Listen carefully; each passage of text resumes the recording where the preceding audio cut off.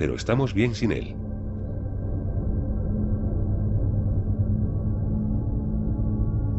¿Alguien le contó aquello a Lenin? ¿Sabía que había un complot en su contra? El 16 de marzo de 1919, 6 meses después del intento de asesinato de Lenin, el presidente del Consejo del Comité Popular, Yakov Mikhailovich Sverdlov, muere repentinamente. Tenía 33 años. Su inesperada muerte suscitó muchas especulaciones. Antiguas heridas infligidas en las cámaras de tortura imperiales, la gripe española que arrasaba Moscú en aquel tiempo, o quizá que había muerto a manos de un grupo de trabajadores. Media hora antes de morir, Lenin visitó a Sverdlov, pero su conversación sigue siendo un secreto. Según von Breuvich, Sverdlov había intentado decirle algo a Lenin. Luego se calló, agarró con fuerza la mano de Lenin y falleció. Lenin acudió inmediatamente a su oficina, se puso en contacto con Trotsky y dijo con una voz hueca: «Ha muerto». Sverdlov fue enterrado en el Kremlin una fría tarde de marzo. En las imágenes se ve a Joseph Stalin. Son las primeras imágenes que se guardan de él. Aquí era uno más entre la multitud. Por supuesto, Lenin también estuvo presente en el funeral, y aunque se llegó a grabar su discurso, finalmente desapareció en la sala de edición. Según los testigos, no dijo ninguna palabra sentida acerca de la muerte de Sverdlov, ni expresó su pésame a la viuda.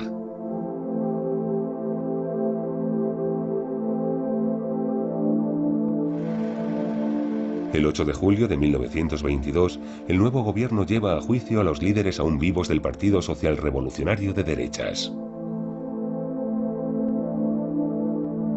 El juicio fue grabado de principio a fin, pero luego, con la excepción de contadas escenas, la grabación fue destruida.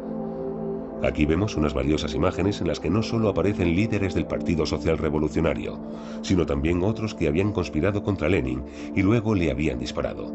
Son conducidos ante el juez, vigilados por guardias armados.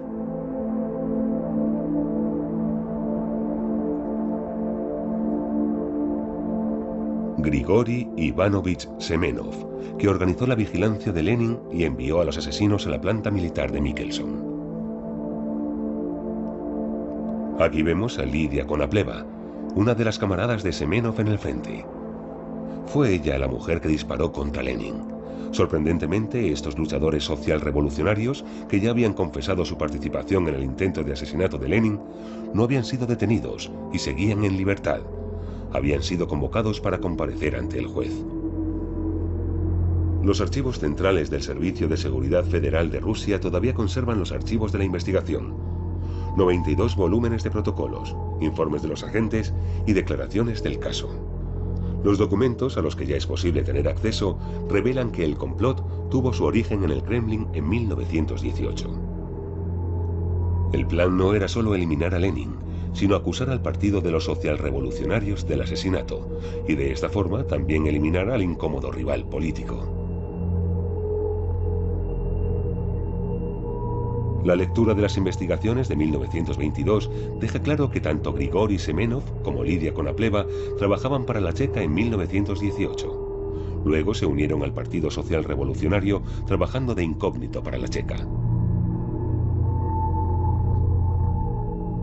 La tarde del 30 de agosto de 1918, dos personas dispararon contra Lenin: un marinero, Alexander Protopopov, y una soldado, Lidia Konopleva.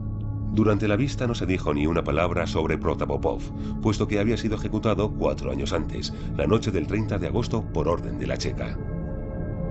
Pero en el intento de asesinato de Lenin participó alguien más, el soldado Konstantin Musov. En las imágenes se le ve siempre sonriendo y fue la estrella del juicio. Estas fueron sus palabras. En una reunión se me asignó la tarea de matar a Lenin, pero no me atreví a matar al dios de miles de trabajadores. Lidia Konopleva también se mostró muy tranquila y entera durante el juicio. No tenía nada que temer. Todo lo que sucedió por los intereses de la revolución es permisible y justo. Los intereses de la revolución representan nuestra verdad y nuestros valores. El juicio terminó con el alegato del fiscal Anatoly Lunacharsky. Aunque una serpiente mude su piel, seguirá siendo venenosa. Exijo la ejecución de estos traidores de la revolución. Entonces, inesperadamente, Nikolai Bukharin, que más adelante sería víctima de la limpieza étnica de Stalin, rebatió a la defensa y dijo: al desvelar quiénes fueron los traidores que estuvieron detrás del complot, han actuado en beneficio de la revolución, así que exijo un veredicto de inocentes. El veredicto de Semenov, Konopleva y Usov, que habían admitido haber cometido aquellos delitos, fue inocente. Las otras 15 personas que fueron juzgadas con ellos fueron condenadas a muerte.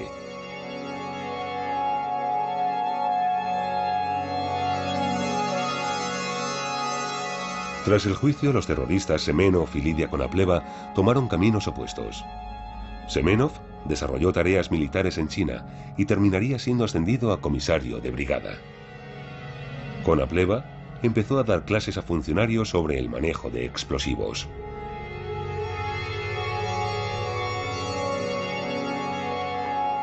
Todos ellos, Konopleva, Semenov y el indeciso Usov, serían ejecutados durante la limpieza étnica de 1937.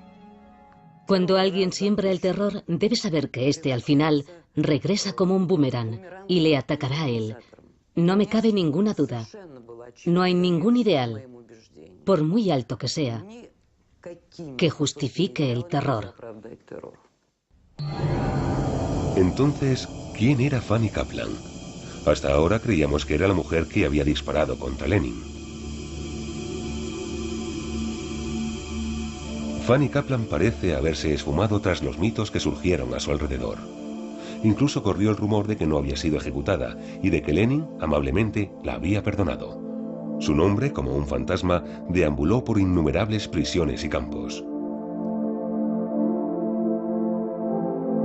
Sin embargo, la corta vida de Fanny Kaplan es más extraña y más terrible que su propio mito.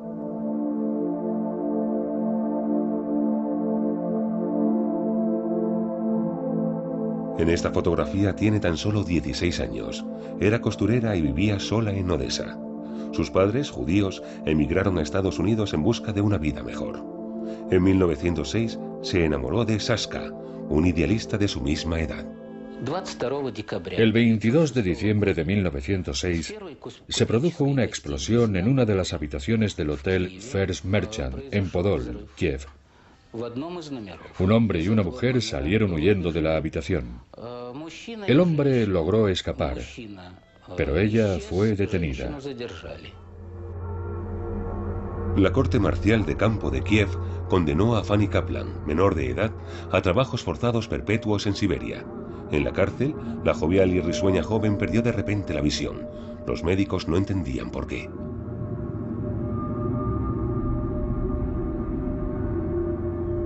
Entonces, un día recuperó la vista y al día siguiente la volvió a perder. A esto le siguieron continuos ataques de histeria e incluso intentos de suicidio. Finalmente fue admitida en una clínica en la que también se trataba a pacientes que sufrían parálisis, demencia y tuberculosis. En marzo de 1917, una muchedumbre armada y ondeando banderas rojas sacó de la cárcel, entre otros, a un preso joven llamado Víctor Garsky. Obviamente nadie había mirado su historial delictivo. De haberlo hecho, sabrían quién era aquel joven al que habían dejado libre como un pájaro. Era nada menos que el célebre ladrón de bancos Yasha Smitman. Sorprendentemente, había sido él quien había llevado los explosivos al Hotel First Merchant 10 años atrás. Él era el culpable y Kaplan había sido condenada erróneamente. Ella era completamente inocente. En marzo de 1917, Fanny Kaplan fue absuelta y recuperó la libertad. Entonces viajó a Crimea, donde recibió tratamiento. La casualidad quiso que allí coincidiera de nuevo con su amigo Sasha, alias Yasha Smitman. Sasha se estaba recuperando de una herida en la cabeza. Había adquirido gran destreza en el uso de las pistolas Browning. Ahora respondía al nombre de Víctor Garsky y trabajaba para el servicio secreto disparando a gánsteres, kulaks y curas. Aquí tenemos otro dato interesante. En el verano de 1918, seguía viviendo en la tranquila y próspera Odessa. Entonces, de repente, el 28 de agosto, se marchó a Moscú, donde poco después se vería con Sverdlov. Es decir, que es bastante viable que Garsky participara en el intento de asesinato de Lenin. Más tarde, empezaría a recibir una generosa pensión por sus servicios y viviría tranquilamente en Moscú hasta su muerte en 1956. Obviamente, nunca habló con nadie de su amor de juventud. Fanny Kaplan fue ejecutada por Pavel Dmitrievich Malkov, un comandante del Kremlin que simplemente obedecía órdenes. Fue fusilada en los jardines Alexander, al lado del Kremlin. Esto salió a la luz por primera vez a finales de la década de 1950, cuando Malkov regresó de uno de los campos de Stalin y describió los hechos detalladamente al historiador Alexei Litvin. Dijo, desenfundé mi pistola automática y le dije a ella, ve hacia el coche. El motor estaba en marcha. Yo disparé. Demian Bedny, un poeta proletario que vivía por aquel entonces en el Kremlin, estaba muy cerca y lo vio todo. Lo peor de todo fue que no había ningún médico cerca para declararla muerta. Así que cogí un barril que encontré vacío y lo rocié con gasolina. La agarré por las piernas, la metí en el barril y arrojé una cerilla. Luego me dijo, nunca olvidaré la reacción de Demian Bedny. Al principio tenía la mirada clavada en mí y luego se desmayó. Todo muy exagerado, típico intelectual. Luego enterramos los restos en aquel mismo jardín y fin de la historia. Ni un rastro. Ahí se podía haber terminado la historia, pero aún hay otro extraño detalle. En la década de 1920, el escritor Mikhail Bulgakov vivía en el número 10 de la calle Bolshaya Sadovaya. En su famosa novela El maestro y Margarita, la casa se encontraba en el número 302B. En la novela suceden hechos extraños y hay personas que desaparecen del apartamento número 50. Al igual que los personajes de la novela de Bulgakov, Fanny Kaplan también se refugió temporalmente en este apartamento.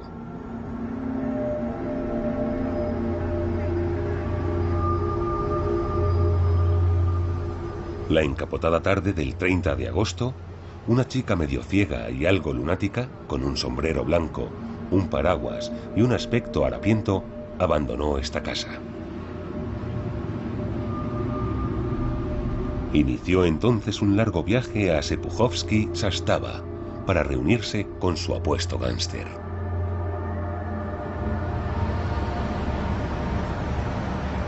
Nunca sabremos cómo vivió ella aquel día.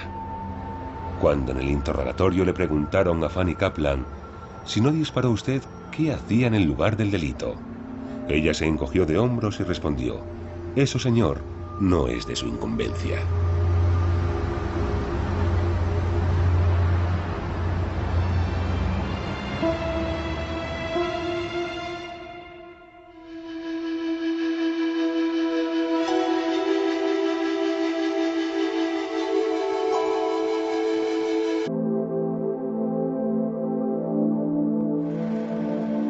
El 8 de julio de 1922, el nuevo gobierno lleva a juicio a los líderes aún vivos del Partido Social Revolucionario de Derechas.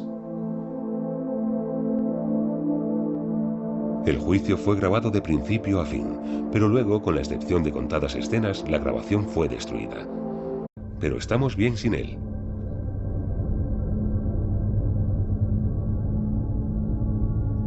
¿Alguien le contó aquello a Lenin?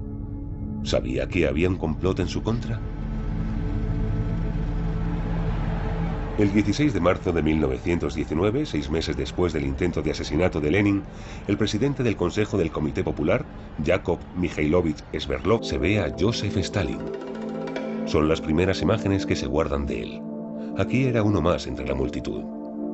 Por supuesto, Lenin también estuvo presente en el funeral, y aunque se llegó a grabar su discurso, finalmente desapareció en la sala de edición. Según los testigos, no dijo ninguna palabra sentida acerca de la muerte de Sverdlov, ni expresó su pésame a la viuda. von Breuwich, Sverdlov había intentado decirle algo a Lenin. Luego se cayó, agarró con fuerza la mano de Lenin y falleció. Lenin acudió inmediatamente a su oficina, se puso en contacto con Trotsky y dijo con una voz hueca: «Ha muerto». Sverdlov fue enterrado en el Kremlin una fría tarde de marzo. En las imágenes, muere repentinamente. Tenía 33 años. Su inesperada muerte suscitó muchas especulaciones. Antiguas heridas infligidas en las cámaras de tortura imperiales, la gripe española que arrasaba Moscú en aquel tiempo, o quizá que había muerto a manos de un grupo de trabajadores. Media hora antes de morir, Lenin visitó a Sverdlov, pero su conversación sigue siendo un secreto. Según